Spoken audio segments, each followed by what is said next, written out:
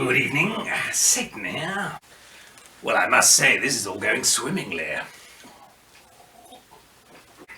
How are you all finding the social isolation?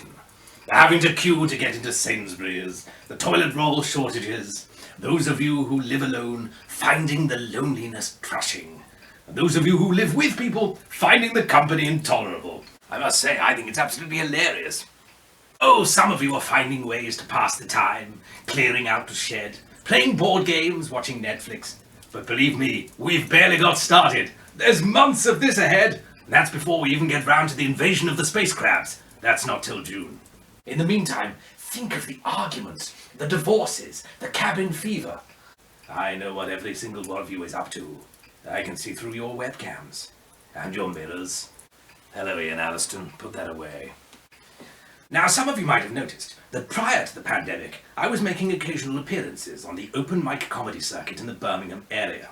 On the face of it, I was just another tragic depressive, desperate for the attentions and approval of half a dozen strangers in grim rooms above pubs. But now, the truth can be revealed that was simply a ruse to enable me to shake hands with as many people as possible.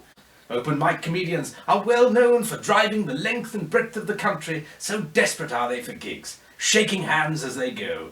It really was devilishly clever of me.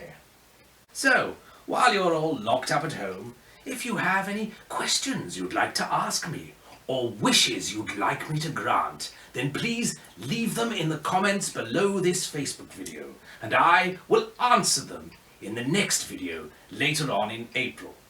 Which brings me neatly onto the fact that I have had a letter from a Mr. Bell of practically Sutton Coldfield, who writes, "Dear Satan, I'm sick to the back teeth of logging onto social media only to find my friends, colleagues and mortal enemies all whittling on, arguing about the pros and cons of leaving the EU.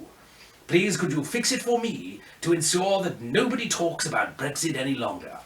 Well, I think I've achieved that one. What do you all think about the coronavirus, by the way? There was quite a lot of planning involved, I can tell you that. I set myself up as a sandwich seller in a remote part of China. It took me ages to persuade anyone to buy a bat sarnie, but they did in the end. Oh, I thought it was time for a big project, something that would really shake things up a little bit. I'm tired of genocides, tsunamis, earthquakes, and massive weapons. Oh, over the years I've unleashed such wickedness. I've rigged elections, set fire to Australia. I even once persuaded a woman to put a cat in a bin. It all got a bit flashy. I thought it was time for something a little bit more low-key. I thought I'd bring the entire world to its knees via the medium of people who can't stop touching their face and have a bit of a cough. A mundane global catastrophe.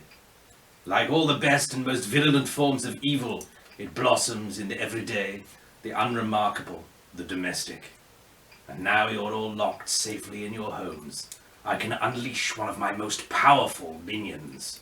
The irrepressible smugness of Joe Wicks.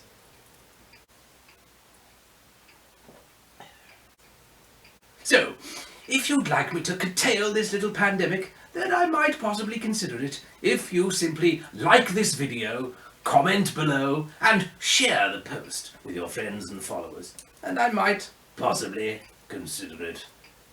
Cheers.